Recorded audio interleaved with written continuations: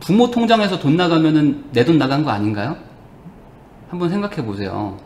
우리 부모님이 내줬는데 뭐 내 돈 굳었지 뭐 라고 생각하면은 그게 정말 맞는 얘기인가요? 부모 돈이 내 돈이고 내 돈이 부모 돈이지 부모가 뭐 남인가요? 부모 돈도 돈입니다. 아시겠죠? 부모님 노후자금 땡겨다 쓴 거예요. 자, 그러면 돈을 아예 안 쓸 수는 없잖아요. 아예 안 쓸 수는 없으니까 전략적으로 쓰라고 그랬죠. 전략적으로. 그러면 한정된 자원을 가지고 내가 가성비 좋은 데다가 쓰면 되겠죠.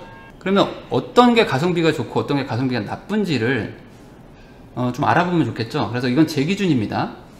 가장 제가 봤을 때 가성비가 나쁜 거는 스튜디오 촬영이에요.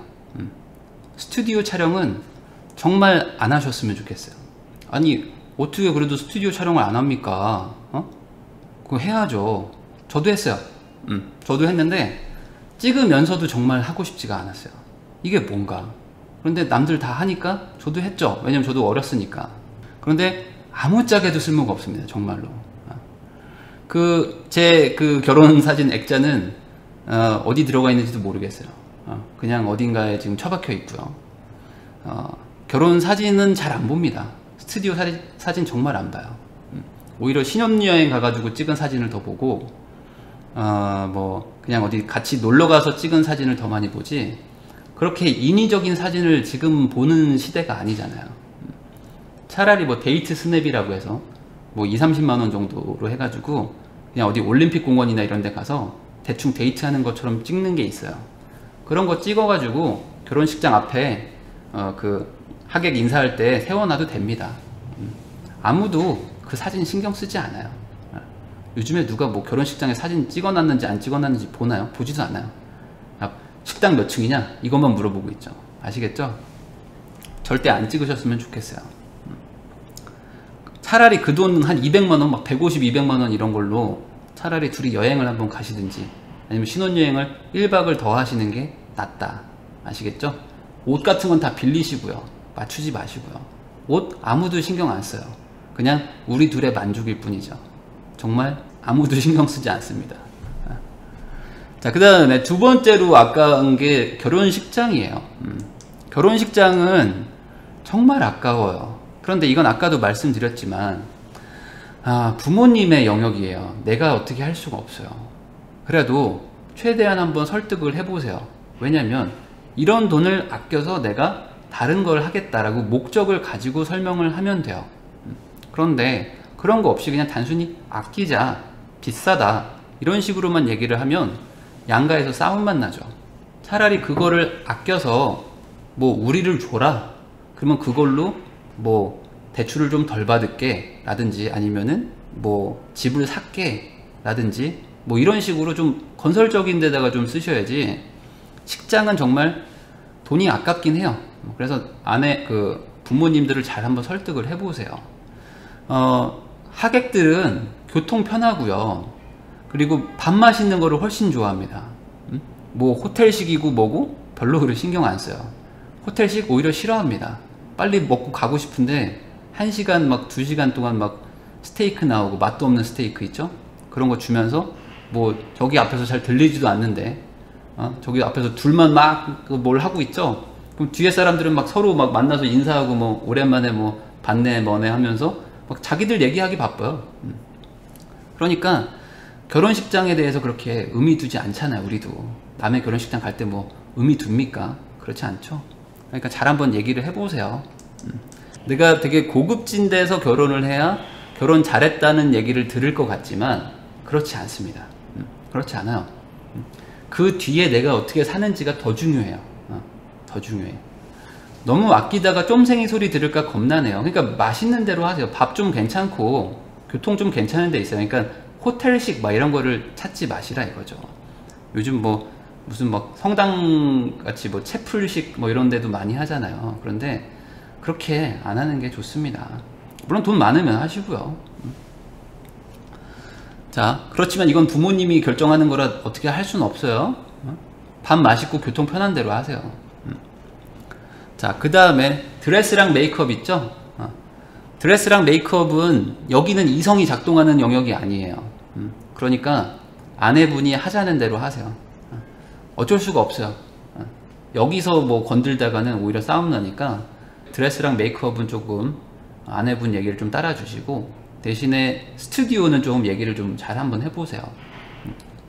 왜냐면 여기는 진짜 한번 섣불리 말했다가 진짜 한 3일 동안 연락 안 됩니다. 조심하셔야 돼요. 드레스 메이크업 조심하시고. 그런데 설득은 한번 해보세요. 이거를 잘 모아서 어떻게 다른 걸 좀 해보자. 뭐 그런 식으로 한번 돌려보세요. 그리고 예단 있죠? 예단도 이성이 작동 안 합니다. 이쪽도. 그래서 월급 300만원짜리 남자한테 막 500만원짜리 시계 사주고, 월급이 막 250밖에 안 되는데 롤렉스 사주고 그래요. 요즘에 아주 이상한 사람들이 너무 많아. 예. 그 전에 찾던 시계가 카시오 20만원짜리 시계인데 예물을 막 500만원짜리 하죠. 이거 진짜 말도 안 되는 얘기입니다. 그리고 월급이 막 200만원 밖에 안 되는데 막 루이비통도 안 사지. 요즘에는 거의 샤넬 사죠. 샤넬을 사죠. 막 샤넬도 막 400만원, 500만원, 700만원짜리 막 사요. 아니 뭐 못 사는 건 아니죠. 그렇지만 그거를 한 1년에서 2년에 가까이 갚아야 돼요. 그리고 뭐 롤렉스 사면 차고 다녀요? 못 차고 다녀요. 못 차고 다녀. 그거 무서워서 찰 수도 없어. 회사에 차고 가지도 못해. 언제 차는 줄 아세요? 남의 결혼식 갈 때. 남의 결혼식 갈 때만 한번 차고 그냥 방에 처박아 놓는다. 기스 날까봐 그거 차지도 못해요. 그러니까 내 능력 이상의 물건을 사봐야 할 수가 없다. 샤넬 가방 700만원짜리 사면은 뭐 맨날 들고 다닐 것 같아요? 지하철 안에서 뭐 이렇게 막 긁히는데 타고 다닐 것 같아요? 안 되죠. 남의 결혼식장 갈 때만 들고 간다. 그러니 안 하는 게 좋다. 부모님의 도움을 좀 받잖아요. 그러면은 양가의 자존심 싸움이 됩니다. 그래서 여기서 좀 조심해야 돼요. 그러니까 막 부모님들의 도움 받는 걸 되게 좋아하시는 분들이 있는데, 부모님이 뭐 우리는 뭐 3억을 해줬어요, 뭐 여기는 뭐 1억을 해왔어요, 뭐 이런 얘기를 하는 거는 진짜 그 되게 위험한 순간들을 많이 그 고비를 통과했다고 보시면 돼요. 그러니까 그렇게 큰 돈들이 왔다 갔다 할 때는 아마 이 고비가 많았을 거예요. 물론 뭐 잘 해결했으니까 결혼도 했겠지만은 쉽지 않고요. 그리고 그렇게 뭐 이렇게 큰 돈 왔다 갔다 하다가 파혼하는 경우도 상당히 많다. 아시겠죠? 그래서 이거는 아까 말했듯이 부모님들끼리 결정할 게 아니고 그 중간선에서 잘 조율을 하셔야 돼요. 그러니까 남자와 여자가 역할이 크다. 전혀 부자도 아닌 두 가족이 만나서 부자 코스프레를 하는 게 요즘 결혼식이에요. 우리나라의 결혼식이죠. 그런데 아들, 딸만 정신 못 차리는 게 아니고 부모님들도 정신 못 차리는 분들 많아요. 그리고 우리 아들, 딸이 결혼하는데 이거 하나 못 해줘? 라는 마음에 아무렇게 따져보지도 않고, 야 어떻게 새로 오는 뭐 며느리한테 어떻게 이렇게 싫은 소리 하니? 어떻게 이렇게 궁상 맞는 소리 하니? 하면서 안 된다. 야, 그냥 해줘라. 야. 그냥 내가 대출 받을게. 이렇게 해서 그냥 부자 코스프레를 하죠. 며칠 동안? 10일 동안. 그냥 이런 거는 지나고 나면 미친 짓이라는 걸 깨닫게 되실 텐데 그 당시에는 깨닫지 못해요. 그래서 지금 제가 말씀을 드리는 겁니다. 신혼여행도 이성이 잘 작동을 안 합니다. 여기도 아내가 보통 막 주도권을 가지고 얘기를 하거든요. 그런데 남편분이 여기는 조금 잘 한번 얘기를 해볼 필요성이 있어요. 진짜로. 저도 몰디브를 갔거든요. 몰디브에 제가 1200만원짜리 신혼여행 갔습니다. 엄청 비싸게 갔어요. 왜냐면 저는 결혼식을 겨울에 해가지고 거의 크리스마스 시즌 때 갔거든요. 그래서 우기 때 가면 600만원, 500만원 뭐 이런 데인데 제가 완전히 그냥 최고 피크일 때 크리스마스 딱 일주일 전에 그때 갔기 때문에 유럽에서 완전히 다 막 몰려오는 거예요. 최고 비쌀 시즌이니까. 그래서 1200 들었어요. 6박 7일에. 그러니까 하루에 뭐 얼마예요? 하루에 한 180만원 꼴로 막 잔 거예요. 물론 좋았죠. 좋았습니다. 그렇지만 다낭을 한번 갔거든요. 제가 다낭하고 뭐 어디야 세부도 가고 막 그랬거든요. 가봤더니 몰디브랑 크게 차이 안 납니다. 몰디브 좋죠. 비행기에서 볼 때 되게 멋있습니다. 그런데 베트남이나 뭐 필리핀 이런 데 가도 비슷하더라. 하와이 가도 비슷합니다. 칸쿤 가면 대단한 거 할 것 같으세요? 안 그래요. 그래서 잘 한번 고민을 해보세요. 몰디브를 가거나 칸쿤을 가거나 이럴 돈을 한번 세이브를 하면 아마 그 결혼 이후에 한 3년간 여름 휴가 걱정은 없으실 거예요. 그 신혼여행이 거의 마지막 여행인 분들도 많아요. 무슨 소리냐?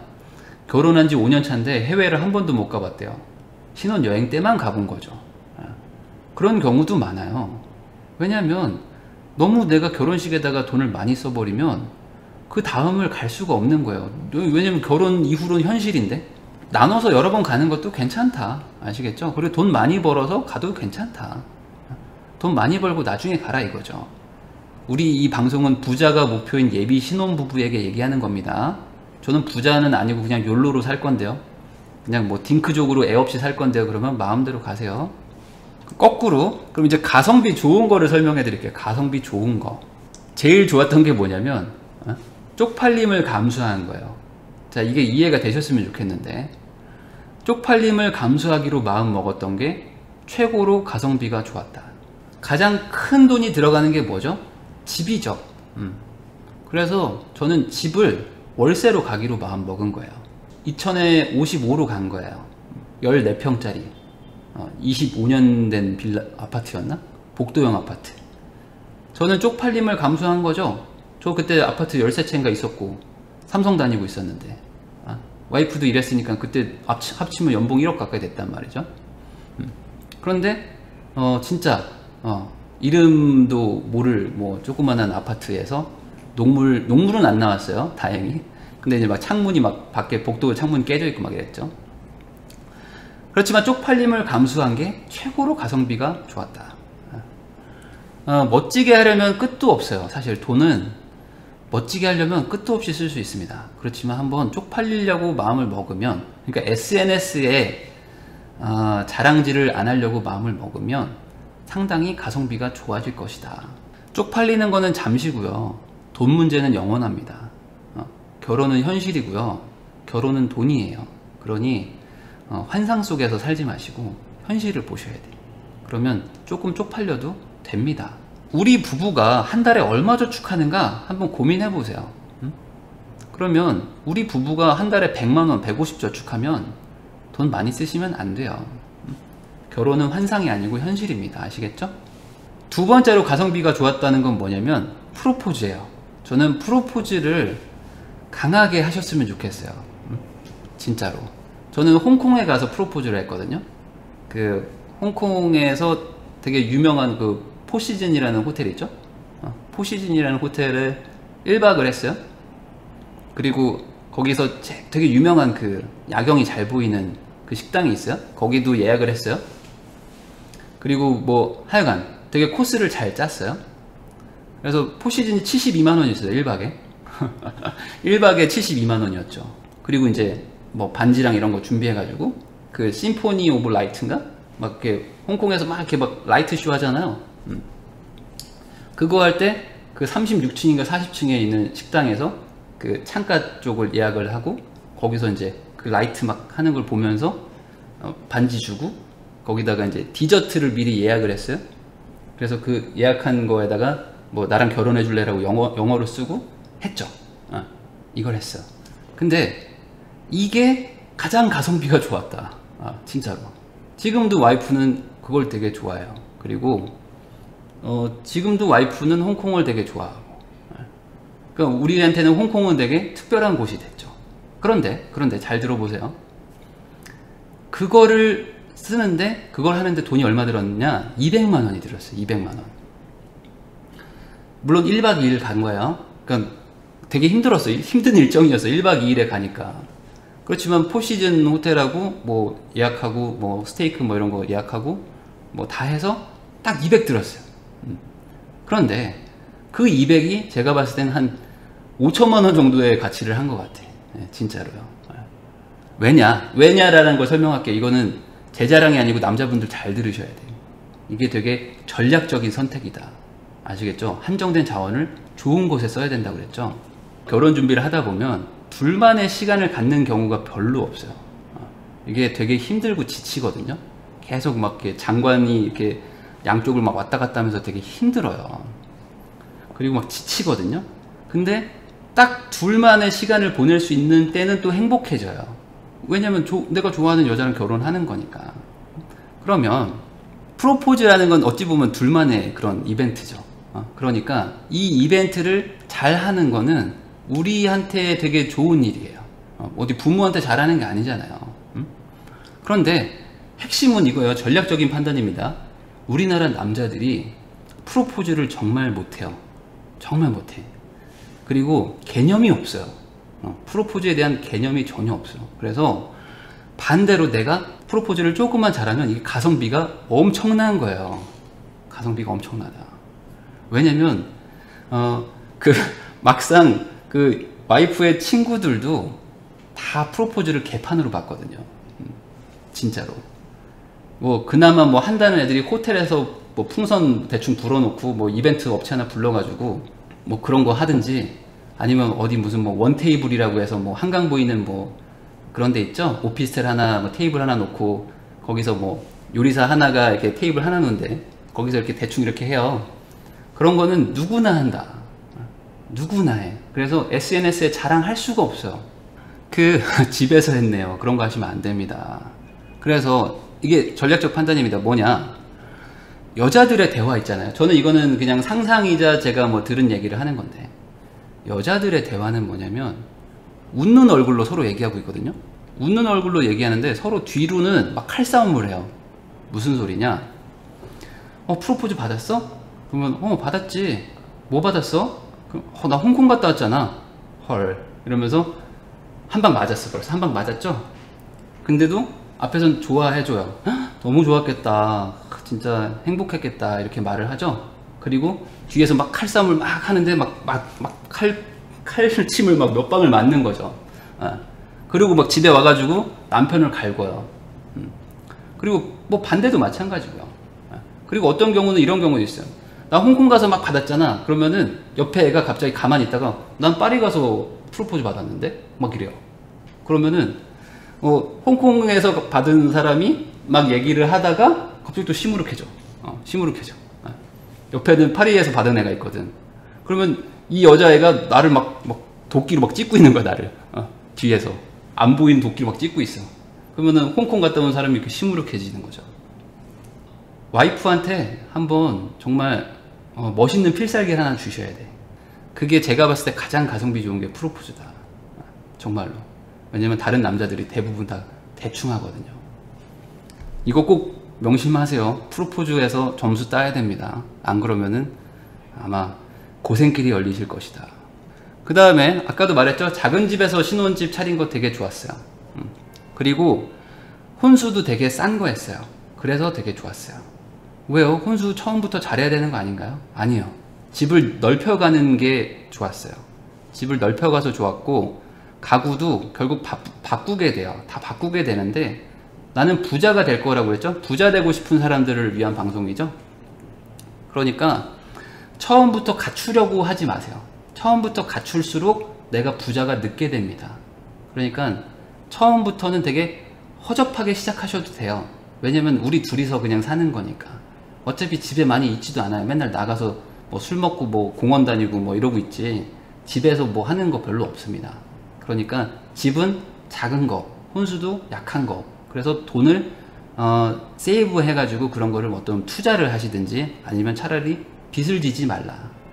그렇게 해서 시작하시면 돼. 나중에 돈 벌면 다 바꿀 수 있어요. 아시겠죠? 그리고 마지막으로 강조하고 싶은 거는, 부모님의 도움을 받지 않았던 게 가장 가성비가 좋았어요. 이거를 꼭 명심해 주셨으면 좋겠는데, 부모님의 도움을 받잖아요. 그러면 아주 가성비가 안 좋은 결혼을 하게 됩니다. 무슨 소리냐? 부모님의 도움은 절대 공짜가 아니에요. 절대. 그리고 부모님의 도움을 받는 순간 양가에 당당할 수가 없어요. 그냥 그 부모님의 영향을 내가 받아서 우리가 결정을 마음대로 못해요. 뭘 할 수가 없어. 부모님이 뭘 얻어줬기 때문에, 여기 부모님이 다 혼수를 채워놔줬기 때문에, 야, 네가 어떻게 나한테 이렇게 서운하게 할 수 있니? 이 말에 내가 이길 수가 없는 거야. 야, 이 집 누가 해줬는데? 야, 며느라가 이거 이 집 누가 해줬니? 이렇게 얘기 나온다. 반대로 정서방, 내가 우리 집에서 해준 게 얼만데 너가 우리 딸한테 이렇게 할 수 있어? 라고 말이 나온다. 저는 아예 안 받았어요. 저는 아예 안 받았기 때문에 그냥 편하게 당당하게 얘기할 수가 있었죠. 안 받고 잘 안 하는 게 좋아요. 받으면 잘해야 돼. 받으면 잘해야 되거든요. 그런데 그 잘하기가 쉽지가 않아요. 진짜로. 어떻게 부모님한테 잘 안 할 수가 있습니까? 그래도 어떻게 아들, 딸 된 도리로 부모님한테 잘하는 건 당연한 거고 부모님한테 받으면 좋죠? 라고 생각하실 수도 있겠지만 어차피 그럼 결혼 전에도 잘 안 하셨잖아요. 결혼 전에는 그냥 대충 하면서 부모님한테 별로 잘하지도 않아 놓고서는 결혼만 하면 그냥 효자되고 효녀되죠. 부모님한테 잘하고 싶으시면 결혼 전에 잘하시고 결혼할 때는 도움받지 말고 그냥 우리 둘이 알아서 잘 살 테니까 신경 끄십시오 라고 하는 게 서로 좋다. 그래야 내가 당당하게 살 수 있고 그래야 그러니까 내 스스로 경험을 쌓아서 나도 이제 성인이 됐는데 나도 내 갈 길을 가는 거죠. 부모님한테 의지하는 순간 내가 결정권이 없어지고 되게 끌려가는 삶을 살게 됩니다. 아니 부모가 좀 끌고 가면 어떻습니까? 그렇게 생각하시면 안 돼요. 이걸 어떻게 설명할까 라고 생각했는데 No pain, no gain이라는 거 아세요? No pain, no gain. 뭐냐면 고통 없이는 얻는 게 없다 이거잖아요. No pain, 고통 없이는 no gain, 얻는 게 없다 이거죠. 결혼에서는 반대입니다. No gain, no pain이에요. 받는 게 없으면 고통이 없다. 아시겠죠? 부모한테 돈을 안 받고 우리끼리 알아서 할게요 하는 순간 행복해집니다. 정말로 행복해져요. 부모가 끼는 순간 우리 마음대로 할 수가 없고 그러면 부모님들끼리 싸움이 나는데 그거 정리하는 게 훨씬 스트레스다. 그냥 받지 말고 고통을 없애는 게 좋습니다. 아시겠죠? 그리고 시댁의 능력을 보지 마시고 남편의 능력을 보셔야 돼요. 여자분들은 정말 그거 중요합니다. 반대로 남편분들도 남자분들도 여자의 어떤 외모나 어떤 그런 뭐 처갓집의 능력보다는 그 여자분의 그 마인드를 보셔야 돼요. 아내와 내가 만나서 우리 둘이서 지지고 볶고 사는 거예요. 그러니까 그러니까 부모님이 끼는 순간 하여간 골치 아파진다라고 생각하시면 좋아요. 그러니까 당연히 우리 둘이 잘해야 되겠죠? 그럼 우리 둘이 잘하려면 뭐예요? 당연히 남편이 능력이 있어야 되는 거고, 뭐 경제적인 능력이라는 게 아니에요. 어떤 포텐셜을 보는 거죠. 가능성을 보라는 거예요. 그리고 아내분의 가능성을 보라. 그래서 우리 둘이 잘해가지고 우리가 어떤 걸 이뤄야 돼요. 그래야지 그 과정이 힘들지만 우리 둘이 같이 해야 그 결과를 나눌 수 있는데, 예를 들어 뭐 다 갖춘 남자를 만나려고 해봐요. 뭐 진짜 뭐 몇백억 부잣집에 있는 금수저 아들하고 결혼해도 행복하지 않는다. 왜냐면 이미 다 갖춘 사람은 필요한 게 없거든요. 필요한 게 없어요. 그럼 내가 이 남자한테 뭘 해줄 수 있죠? 해줄 수 있는 게 아주 한정되죠. 그러니까 이 남자 입장에서는 내가 그렇게 중요한 존재가 되지 않습니다. 그러니 이 과정을 같이, 어떤 고난의 기간을 같이 가야 돼요. 그래야지 내가 나중에 잘 됐을 때 우리 아내와 남편과 같이 그래 너도 고생했고 나도 고생했다. 그러니까 우리 같이 뭐 쓸 거 쓰자. 행복하게 살자. 이렇게 가야 행복한 삶이 되는 거지, 이미 다 갖춘 사람의 무임승차하려고 하지 마시라. 그러면은 정말 고통스러운 결혼 생활을 하게 될 겁니다. 아시겠죠?